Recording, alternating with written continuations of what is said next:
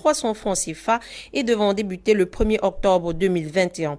Dans un communiqué signé le 28 septembre dernier, le ministre a réitéré que la bouteille de gaz domestique n'a pas changé et reste à 6 500 francs CFA.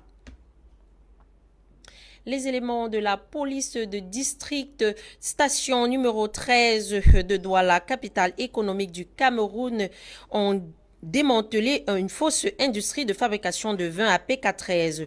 Alertée par certains habitants, la police s'est rendue sur les lieux indiqués, se rendant compte que ces trafiquants ne le faisaient pas en cachette. La fabrique a donc été fermée et les vins saisis pour des analyses postérieures, question de vérifier son authenticité. Le lycée bilingue d'Aquanor a accueilli ce mercredi 29 septembre 2021 la cérémonie d'installation de son nouveau proviseur. Compte Etapé pour les détails dans ce reportage. Des cadeaux pour le proviseur entrant. La joie est en son comble. Bobo Alima Olivier a officiellement pris fonction au lycée d'Aquanor aujourd'hui 29 septembre 2021 au cours de la cérémonie de passation de service. Les défis de l'heure qui l'attendent sont énormes. Mon challenge principal, en fait, sera la parfaite collaboration. J'insiste pour que vous compreniez qu'il va régner au lycée d'Aquanor un climat serein pour que le travail s'améliore. J'aimerais que le pourcentage, le taux de réussite aux différents examens soit encore plus élevé que d'habitude. Que l'APE ne doit pas déborder 25 000 francs. Dans le cadre de mon établissement, le lycée d'Aquanor, l'APE est fixé à 23 000 francs, je m'en réjouis. Donc cette question ne se pose pas ici. Après presque 11 ans passés à la tête du lycée bilingue de Logbon, il compte accueillir à bras-le-corps cet autre établissement par décret de Madame le ministre de l'enseignement secondaire, Nalova Lyonga. Muté à d'autres fonctions, à la délégation départementale du Vouri, le proviseur sortant après 3 ans de dur labeur aura d'autres défis à relever. En tant que délégué départemental, ce que je voudrais bien laisser, peut-être après mon départ, c'est que les chefs d'établissement soient à la hauteur de leurs tâches. C'est que les chefs d'établissement puissent, n'est-ce pas, chacun remplir son cahier de charges. Et au niveau de la délégation départementale, nous attendons les chefs d'établissement qui nous produisent des pièces périodiques. C'est à travers ces pièces périodiques que nous pouvons savoir comment se portent les établissements. Donc nous voulons que les chefs d'établissement nous produisent ces pièces périodiques de manière régulière. Au lycée d'Aqua, où elle était précédemment chef, le taux de réussite aux examens officiels parle de lui-même. Cette cérémonie de passation de service était conduite par le sous-préfet de Douala 5e, comme le délégué régional du MINISEC. Il a félicité les acteurs du jour, tout en les invitant de mettre le vivre ensemble au premier plan et de redoubler d'ardeur au travail pour des meilleurs résultats. Les demandeurs de cartes nationales d'identité et de passeport sont désormais fixés sur la disponibilité de leurs titres identitaires. Sylvain Chokoba nous en dit plus dans ce reportage. Le secrétaire général de la DGSN, au nom du délégué général, était face à la presse le 24 septembre 2021 à Yaoundé pour éclaircir des zones d'ombre qui entachent le circuit. Les demandeurs de cartes nationales d'identité et passeports sont désormais fixés sur la disponibilité de leurs titres identitaires. Suite à la diffusion de certaines informations sous forme de revendications et de plaintes des usagers sur les réseaux sociaux, en ce qui concerne la délivrance des cartes nationales d'identité et des passeports, le secrétaire général de la délégation générale à la sécurité nationale, DGSN, le commissaire divisionnaire Dominique Baya, au nom du délégué général Martin Bangangele, est monté au créneau vendredi dernier à Yaoundé. Il a éclairé l'opinion publique au cours d'un point de presse.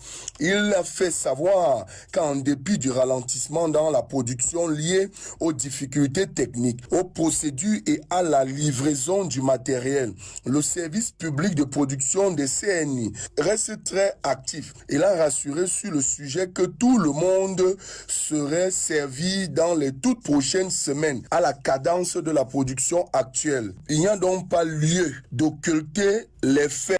camerounais. Le système sécuritaire, selon les dernières statistiques, plus de 3 millions de Camerounais ayant personnellement changé des éléments de leur filiation se retrouvent en situation de double, triple, voire quadruple identité. En rappel, en l'état actuel de la législation, seule la première identification est considérée comme identité identique d'un citoyen camerounais. Concernant la délivrance des passeports, Dominique Baya a expliqué que la DGSN avait sollicité et obtenu l'accord du chef de l'État pour la signature d'un contrat de partenariat avec un nouvel opérateur. Le nouveau passeport qui sera désormais disponible en 48 heures comptera parmi les plus sécurisés et les plus modernes du monde. La DGSN compte à ce jour 280 postes d'identification à travers le territoire national, dont 50 postes d'identification mobile. Sa capacité de production actuelle est de 10 000 CNI par jour. Cette capacité journalière passera à 15 000 à la faveur de la mise en service du centre de production secondaire de Garoua. Plus de 245 000 CNI déjà produites, ils sont en souffrance et en attente de retrait par leurs demandeurs. 1904 ont été produites au cours des 3 dernières semaines du mois de décembre. La question reste et demeure. Pourquoi les Camerounais ne vont-ils pas retirer leur carte nationale d'identité? Est-ce le fait de la corruption ambiante qui a cours aujourd'hui dans les services des forces de maintien de l'ordre au Cameroun? La plateforme camerounaise de la Ligue internationale des femmes pour la paix et la liberté a tenu un atelier de travail d'1 jour pour évaluer et trouver des solutions possibles à la crise socio-politique qui sévit le Cameroun. Les détails sont dans ce reportage. La section camerounaise de la Ligue internationale des femmes pour la paix et la liberté a tenu un atelier de travail hier mardi 28 septembre 2021 au quartier d'Ideido à Douala, capitale économique du Cameroun. Et ceci en vue de trouver de nouvelles stratégies sur comment restaurer la paix dans les 2 régions anglophones en crise du pays. C'est du moins ce qu'a révélé la présidente de ce mouvement. Nous nous réunissons ce jour pour faire un suivi évaluation des activités de la plateforme et voir comment nous pouvons travailler plus efficacement, pour mieux coordonner nos actions pour plus d'efficacité. Parce qu'on se rend compte que la violence est de plus en plus persistante sur le terrain. Et il a lieu de repenser les stratégies. Quelles stratégies pouvons-nous utiliser pour convaincre les uns et les autres, toutes les parties, à stopper la guerre? C'est pour ça que nous sommes là aujourd'hui. Et également questionner les nouvelles dynamiques. Quand nous voyons le cas de Mirabel Lingol, c'est une dynamique que nous n'avions pas avant, le cyberharcèlement. Donc c'est également voir cette nouvelle dynamique de conflit et également trouver des stratégies pour pouvoir y faire face. D'où la raison d'être de notre présence. Un atelier de travail qui s'est donc vu clôturé par la distribution des plantes de paix aux différentes participantes et un tissu blanc à guise symbolique. Le ministre des Relations extérieures, le jeune Mbela Mbela, a représenté le chef de l'État aux travaux de la 76e session de l'Assemblée générale des Nations Unies. Les détails, c'est dans ce reportage signé Audrey Zatsa. Monsieur le Président, c'est pour moi un agréable devoir et un grand honneur de prononcer le discours de son Excellence Paul Biya, président de la République du Cameroun, qui m'a instruit de nous délivrer en son nom au cours de cette 76e session de l'Assemblée générale des Nations Unies. C'est sur le thème du débat misé sur l'espoir pour renforcer la résilience afin de se relever du Covid-19, construire durablement, répondre aux besoins de la planète, respecter les droits des personnes et revitaliser l'Organisation des Nations Unies que le chef de la diplomatie camerounaise, le ministre le jeune Mbela Mbela, s'est adressé à l'opinion publique internationale le 28 septembre 2021 à New York. Après avoir rappelé la nécessité de la solidarité dans la lutte contre la pandémie à coronavirus, un accent a été mis sur les revendications du continent noir liées à la réforme du Conseil de sécurité de l'ONU. L'Afrique devrait y retrouver sa place, avec 2 sièges permanents doté de tous les droits associés et de 2 sièges non permanents supplémentaires tels que revendiqués par notre continent dans le consensus des Unis et la déclaration des cibles. Autre point important présenté par le porte-parole du président Paul Biya étaient les efforts consentis par le gouvernement camerounais pour restaurer la paix dans les régions en crise.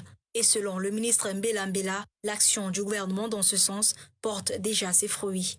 Nous poursuivons nos efforts dans nos régions du Nord-Ouest et du Sud-Ouest pour mettre fin aux tensions sociopolitiques qui y sont entretenues par des groupes armés. Toutes ces avancées résultent du grand dialogue national que nous avons initié. L'action du gouvernement porte déjà des fruits visibles à travers le retour progressif à la paix. Cette 76e session de l'Assemblée générale des Nations unies, qui s'achèvera demain 30 septembre, est marquée par des discussions autour des défis collectifs auxquels le monde doit faire face. Qu'il s'agisse de crises politiques ou sécuritaires, d'enjeux globaux comme la lutte contre les changements climatiques, la protection de la biodiversité, la santé, la défense des droits de l'homme, du droit international humanitaire et l'égalité entre les femmes et les hommes, ou encore l'accès à une information libre, plurielle et fiable. Hors de nos frontières au Zimbabwe, 30 personnes ont vu leur compte bancaire être gelé par la Banque centrale. Et ceci pour des soupçons de trafic de devises étrangères. Ces derniers utiliseraient donc leur téléphone portable et les réseaux sociaux pour arriver à faire des transactions illégales et des blanchiments d'argent. Un phénomène que combattent les autorités de ce pays depuis 2016. En Afrique du Sud, le président Cyril Ramaphosa a autorisé ce mercredi 29 septembre 2021 la publication du rapport sur l'enquête concernant l'attribution de marchés publics liés à la lutte contre le coronavirus, dénonçant le caractère irrégulier d'un contrat attribué à une société de communication du pays, et ceci au regard des commissions versées à certains hauts cadres du ministère de la Santé. Une affaire qui avait d'ailleurs contraint le ministre sud-africain de la Santé à démissionner en juin dernier. Au Nigeria, des pêcheurs ont été tués dans un raid aérien de l'armée dans le nord-est du pays. Un avion de chasse visant un camp du groupe État islamique en Afrique de l'Ouest, un village bordant le lac Tchad, le Niger et le Cameroun. En République démocratique du Congo, une commission d'enquêteurs sur les violences sexuelles commises par des employés de l'Organisation mondiale de la santé a dévoilé qu'une dizaine d'abus sexuels ont été perpétrés par des membres du personnel locaux et internationaux des équipes chargées de la lutte contre Ebola en 2016 et 2020. C'était tout pour votre journal en langue française sur MyMedia Prime Télévision. Merci à vous de nous avoir suivis. Restez connectés pour la suite des programmes sur MyMedia Prime Télévision de African Eye.